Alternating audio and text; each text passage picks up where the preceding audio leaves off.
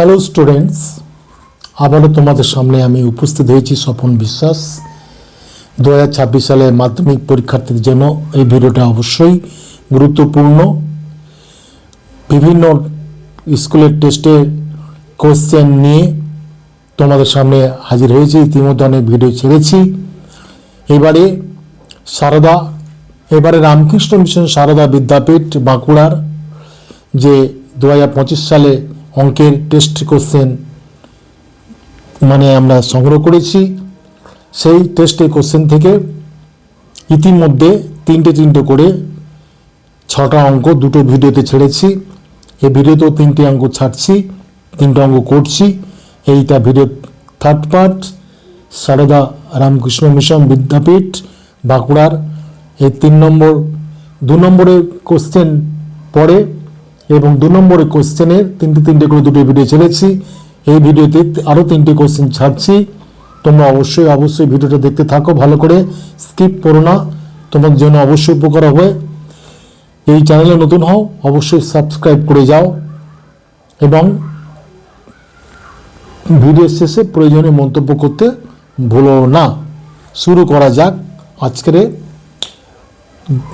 প্রশ্নমান 2 নিয়ে রামকৃষ্ণ মিশন সারদা বিদ্যাপীঠের বাঁকুড়ার 2025 test question থেকে সংগৃহীত 3টি কোশ্চেন তোমাদের সামনে হাজির করেছি। দেখো, গুরুত্বপূর্ণ অঙ্ক। একটি লম্ববৃত্তাকার শঙ্কুর আয়তন এবং পার্শ্বতলে ক্ষেত্রফলের সংখ্যমান সমান। শঙ্কুটির উচ্চতা h একক, ভূমির ব্যাসার্ধ দৈর্ঘ্য 2r একক হলে প্রমাণ করো 1/h² প্লাস 1/4r² = 1/9। খুব গুরুত্বপূর্ণ অঙ্ক। দেখো শঙ্কুটা কেমন। শঙ্কুটা হচ্ছে এরকম,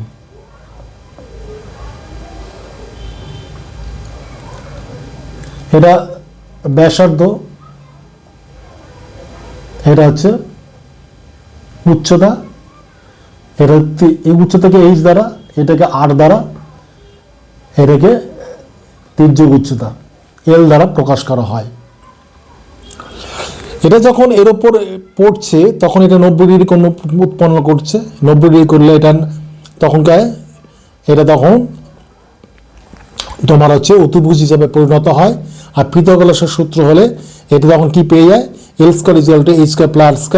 তখন তির্যক উচ্চতার পাই কি, l = √h² প্লাস r²।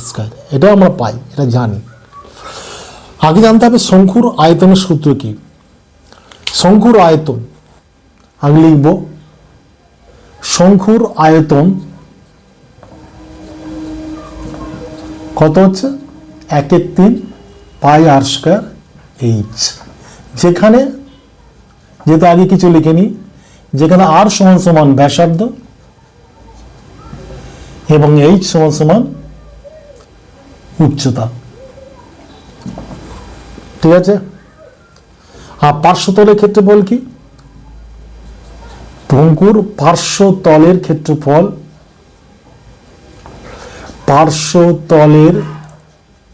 ক্ষেত্রফল হচ্ছে πr/l।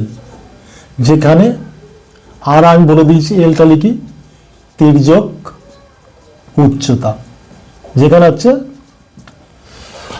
এলটা হচ্ছে তির্যক উচ্চতা। এবার বলেছে এখানে আর বলতে কিন্তু 2r কে বোঝানো হচ্ছে, আর কিন্তু এখানে 2r কে বোঝানো হচ্ছে। তাহলে এখানে আর এর জায়গায় আমি 2r বসাবো। ভূমির ব্যাসার্ধ দৈর্ঘ্য কিন্তু 2r বলেছে। তাহলে এখানে যখন শঙ্কুর আয়তন যখন লিখবো 1/3 πr²h, তাহলে প্রশ্ন অনুসারে তখন লিখবো 1/3 π, আর এর জায়গায় 2r²h। তাহলে আগে আমি এটা ফেলে নিই, শর্তটা ফেলে নিই। প্রশ্ন বলেছে কি, শঙ্কুর আয়তন এবং পার্শ্বতলের ক্ষেত্রফলের সংখ্যমানের সমান। তাহলে প্রশ্ন অনুসারে কি লিখব, প্রশ্ন অনুসারে যে 1/3 πr²h সমান πr/l। আবার l মানে কি, l মানে হচ্ছে পাই কিন্তু পাই আর, এল মানে হচ্ছে এখানে into root over 8 square plus 8 square. দেখতে পারি তো এখানে এল মানে কি, এখানে এল হচ্ছে 8 স্কোয়ার প্লাস 8 স্কোয়ার, এল স্কোয়ার সমান সমান 8 স্কোয়ার প্লাস স্কোয়ার, এল সমান সমান রুট ওভার হয়ে যাচ্ছে 8 স্কোয়ার প্লাস 8 স্কোয়ার। সেই সূত্রটা সরাসরি আমি ডাইরেক্ট পুট করে দিলাম। সমান সমান 1/3 পাই, আরের জায়গায় কিন্তু আমরা 2r ফেলবো, তাহলে এখানে হচ্ছে 2r হোল স্কোয়ার এইচ সমান সমান পাই ইন্টু, এখানে আরের জায়গায় কি ফেলবো, আরের জায়গায় হচ্ছে 2r into root over H square plus, এখানে আরের জায়গায় 2r ফেলবো, 2r হোল স্কোয়ার। এখানে কিন্তু ভুল করলে চলবে না, আরের জায়গায় কিন্তু বলেছে 2r একক, সেই জন্য আরের জায়গায় 2r একক ফেলে অঙ্কটা করছি। দেখো এইবারে সমান সমান, তা সমান সমান তাহলে উভয় পক্ষে কি চলে যাচ্ছে, পাইটা চলে যাচ্ছে, ঠিক আছে। তাহলে এখানে কি পাচ্ছি 4r স্কোয়ার এইচ, এখানে ভাঙলে কি হচ্ছে 4 আর 8 স্কোয়ার, তাহলে 4r স্কোয়ার এইচ বাই 3 বা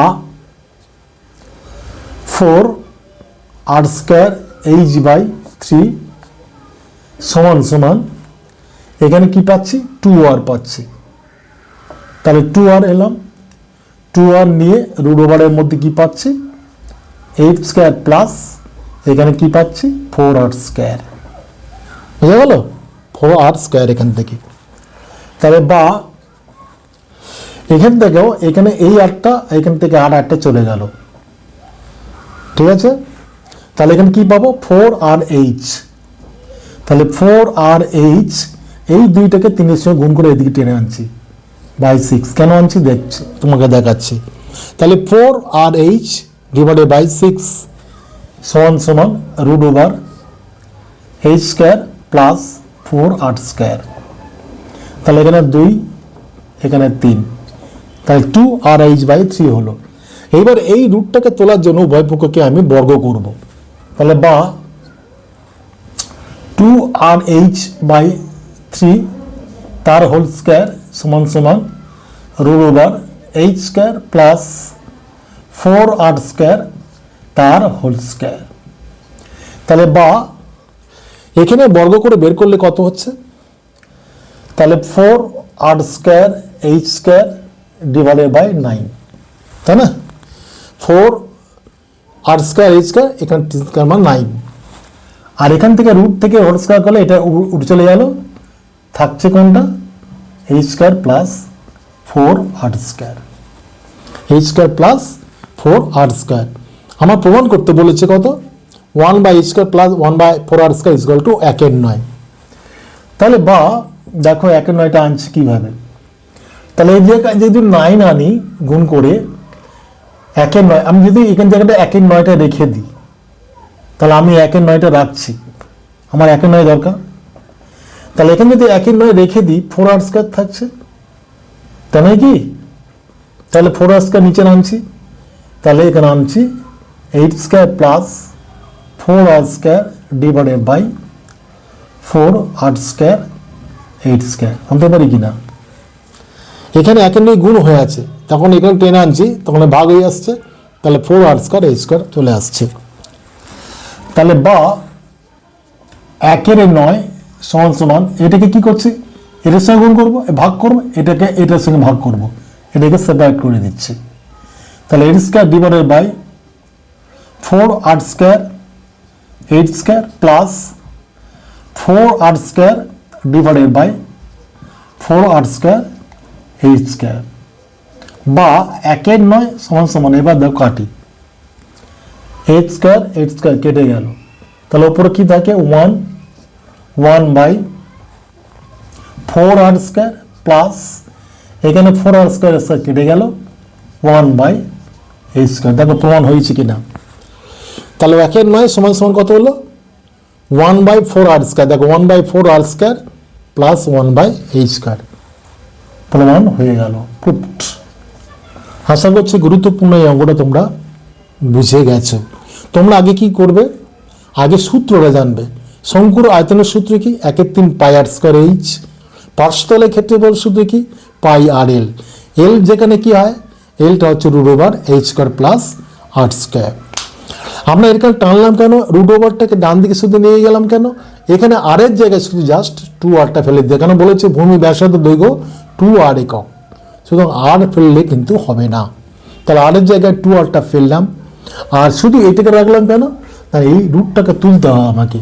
রুটটা তুলতে গেলে শুধু ওই রুটের আলা সংখ্যাটা শুধু রাখতে হবে, বাকি রুটের আনলাম, তাই করেছি, করে ক্যালকুলেশন করে এই জায়গাটা এনেছি, প্রমাণও করেছি। আশা করছি বুঝে গেছো।